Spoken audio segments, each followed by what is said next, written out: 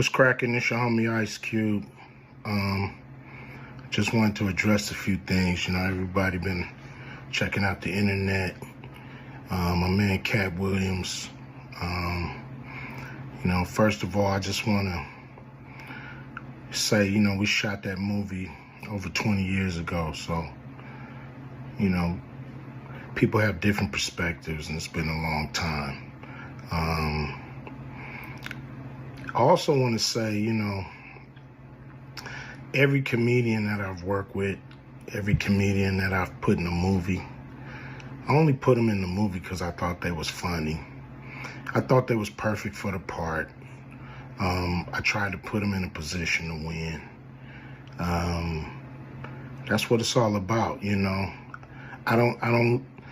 look at from, Chris Tucker and Bernie Mac and Mike Epps, Katt Williams, Ricky Smiley, Michael Blackson, Cedric, Kevin Hart. All these guys I know are funny as hell. I didn't discover them. They were doing their stand-up or doing their thing, and I knew that they were great and that they could act, and that if I have an opportunity, I was gonna give them an opportunity. To me, that's what it's all about. Far as specific things, Katt was 100 on a few things.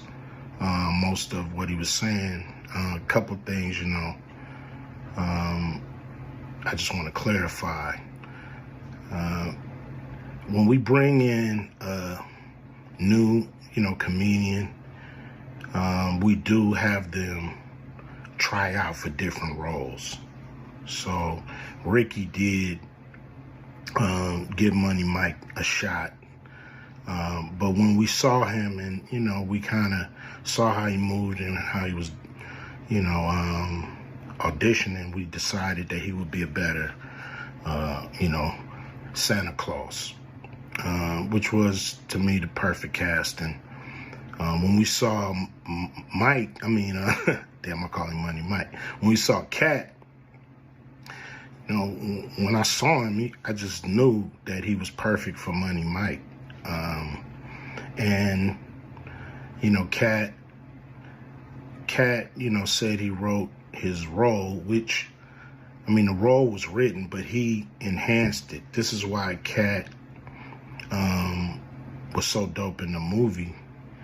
Money Mike had a small role, about as big as the Santa Claus role, but when we start filming, he was giving us such magic that we kept expanding his role and giving him more to do because he was on point. When we shoot these movies, for one, the scripts are fire, or they wouldn't even do it. The scripts are laugh out funny. But we shoot the script, but once we get what we need from the script, we let the comedians ad-lib, riff, play with the words, do their thing. We give them a take where they can, or 2, 3 takes where they can go off and do what they feel. Sometimes it makes the movie, sometimes it don't. When somebody gives you jewels, you want to try to make sure that makes the movie. So in the movie, there's second thing I want to clear up. I would never shoot a rape scene in a movie, especially like Friday, where you actually see this happening on camera. That ain't my style. If you check out any of my movies, they not raunchy. We did a movie called Players Club where the subject matter was a little raunchy, but for the most part, even that, we left it to your imagination. So the only reason that kind of stuff was in the movie is because you have 3 villains in Friday After Next.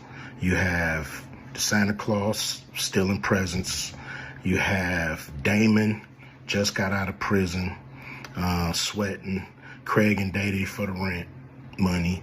And then you have Money Mike, a pimp that treats his woman, like a property. So Craig is always fighting the villains in the movie, from the Joker brothers to Debo. And so we already had Craig fighting Santa Claus. And the only real way to get rid of the other two villains was to have them go against each other. And the plier joke was always in the script, was never, we would never ever show that, that's not my style if you look at any of my movies. So, that was never a discussion, we, at that point in everybody's career, we would listen to a certain extent, but we wasn't gonna change the movie for any actor. We do what we feel, and if it was a rape scene, it would have been in the movie. It was no reason not to shoot it. But that's not my style. I don't even like that kind of shit in movies, on camera. And so, that was, to me, a little discrepancy there. Katt, he wrote a lot of his part because, like I said, he was giving us jewels, so we were keeping the camera rolling. He was coming off the dome. He was coming prepared every day to steal the show. That was his mission. And, that's what he did, with the movie. And it launched his career, And I'm proud of the movie. I'm proud of all the guys who've, come through, a Q Vision production and went on to do bigger and better things. And look, a lot of people are talking about pay and how much they was paid on these movies that were extremely low budget. Most of these guys work a couple of days, and when you're doing a movie, there's over 100 people working on the movie that need to get paid.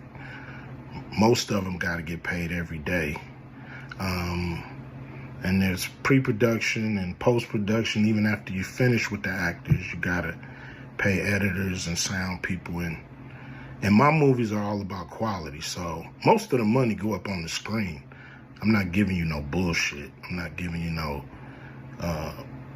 low budget, shit you can laugh at because it's so cheap.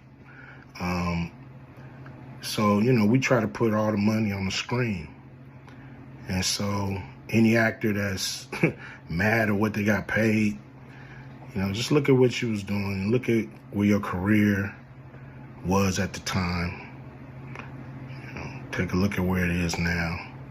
And Friday has something to do with that, I believe. And I put a lot of people in movies, but they ain't never put me in a movie. So you could take that for what it's worth. You know what I'm saying? I've given a lot of these guys opportunities.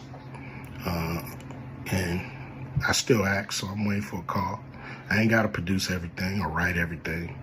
I got love for all the comedians that I've worked with. Got, much love for Katt. He spoke up for me a lot. And I just wanted to be clear and clarify some things. And shit, man. I hope y'all have a good 2024.